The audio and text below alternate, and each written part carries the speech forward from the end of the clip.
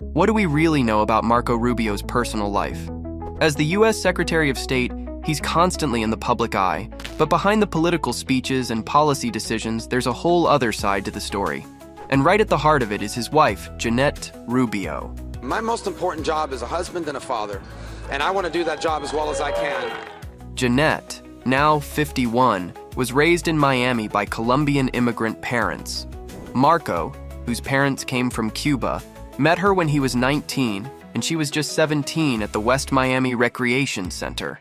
Yep, high school sweethearts in the making. I was 19 and she was 17. So did you know right away? I did, I'm not sure she did. After 7 years together, their relationship had grown, and Marco was ready to pop the question. At the top of the Empire State Building, no less. A scene straight out of a rom-com. New York City has a special meaning for you. Yeah. Because? I got engaged here. Yeah. Why that spot? Because Jeanette loved Sleepless in Seattle. He proposed on Valentine's Day. Now that's setting the bar high. He tried to incorporate something I liked, Jeanette once said. So I got her up there, I proposed, and then I was afraid, I don't know why, it was this thing, thought she was gonna drop the ring off the side, so I grabbed the ring back, and then I gave it back to her when we got to the bottom. Jeanette and Marco tied the knot in 1998 in Coral Gables, Florida, and have been building their life together ever since. Now, Jeanette isn't your typical political spouse. Sure, she used to be a cheerleader for the Miami Dolphins, but let's not stereotype. That chapter only lasted a year, and it wasn't her dream job. She wasn't that cheerleader type, said Jeanette's former teammate. She was more introverted than 95% of the team. And while Marco's political career kept accelerating, from local office to the state legislature to the Senate, Jeanette made it clear she wasn't chasing the spotlight. She preferred a life of stability and faith, focused on raising their 4 kids: Amanda, Daniela, Anthony, and Dominic. It's amazing because I see so much of Marco in all of my kids. Daniela's passion, Amanda's very deep, loves to read books, and Anthony is the same way, and Dominic is just very charismatic, and I see so much of them in Marco. Let's talk about that balancing act. Jeanette has always tried to protect family time. When Marco was serving in the Florida legislature, she would regularly travel up to Tallahassee with their kids. Friends saw it as her way of keeping family front and center in a world of late-night political deal-making. Even during his Senate campaign in 2010, Jeanette made it clear to the team, if he could be home at night, he should be. You know, I think the absence away from home is tough on us. So, what does Jeanette do now? Mostly she's focused on family. She attends Bible study, posts heartwarming family moments on Instagram, and keeps politics at arm's length. But that doesn't mean Jeanette hasn't influenced her husband's views. Far from it. You know, it is what it is. Mrs. Rubio is deeply committed to faith and family values. Over time, those values have shaped Marco's political stances, especially on issues like abortion. Friends say her convictions helped deepen his own. She even took him to a shelter for victims of child SA, which played a role in his decision to co-sponsor legislation to protect them. I'm so proud of him and just what he's been able to accomplish. Jeanette has also been active in community work, especially around human trafficking. She serves on Florida's statewide Council on Human Trafficking and is involved with Christie's House, a local organization supporting children who've survived abuse and trafficking. Earlier in her career, Jeanette worked for billionaire Norman Brahman, helping identify philanthropic causes. And no, she's not just sitting on the sidelines. When Marco's political team hit rough waters, some staffers even turned to Jeanette to help steer the ship. She became a quiet, yet powerful force behind the scenes, a gatekeeper and moral compass. Marco, when he dives into something, when he wants to know about an issue, he's gonna know everything about it. But don't expect to see Mrs. Rubio giving campaign speeches or chasing media attention. She's made her position clear.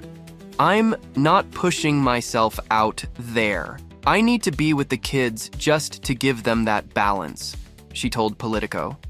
And that's pretty much been her approach from the start. We are very blessed. Family's a gift. God has given us such a gift. I cannot be more thankful. So what's the secret to their relationship? According to Marco, it's not just about feelings, it's about commitment. Love isn't just a feeling, he once said. It actually requires you to act on it. It's a sacrificial love. The kind of love that keeps you showing up, even when political life pulls you in every direction. And speaking of supportive spouses, Jeanette and Marco's story brings to mind another couple making waves on the global stage. Canada's new Prime Minister, Mark Carney, and his wife, Diana Fox Carney. Just like the Rubios, they've built a partnership that's about more than politics. It's about shared values, support, and staying grounded no matter how high the stakes get. And thank you for choosing my husband's vision of a positive, unified, and above all, a strong country. Yep, these two go way back, all the way to their university days at Oxford. And here's a fun fact. They actually bonded over ice hockey.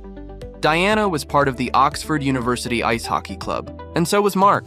Who knew power couples could form on the rink? Diana was born in the UK and is every bit as impressive as her husband. She studied philosophy, politics, and economics at Oxford, then added a Master of Science in Agricultural Economics. And she didn't stop there.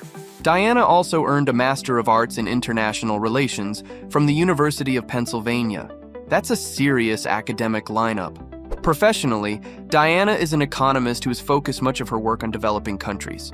She's held top roles at think tanks like Canada 2020 and the Institute for Public Policy Research, tackling issues like climate, energy, and inequality.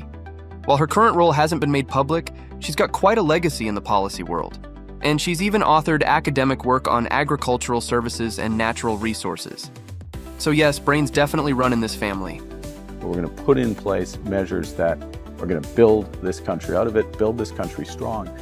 Mark and Diana got married in 1994, and they've since raised 4 daughters together: Cleo, Tess, Amelia, and Sasha.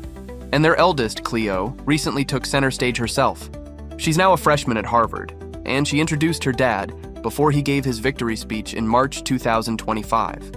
And who is better qualified to speak on his character than his daughter? Cleo's speech was heartfelt and personal. He is unflinchingly dedicated to what matters, focused and principled, funny and kind. She wanted Canadians to really understand the man behind the politics. According to her, Mark is someone who's fully committed to the things that matter, who never backs down from hard work, and who always shows up, no matter how tough things get. Cleo also shared a sweet memory from growing up.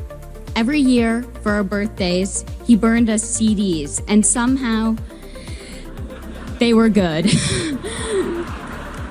Sometimes now, when we don't know what to get him, we make him a playlist.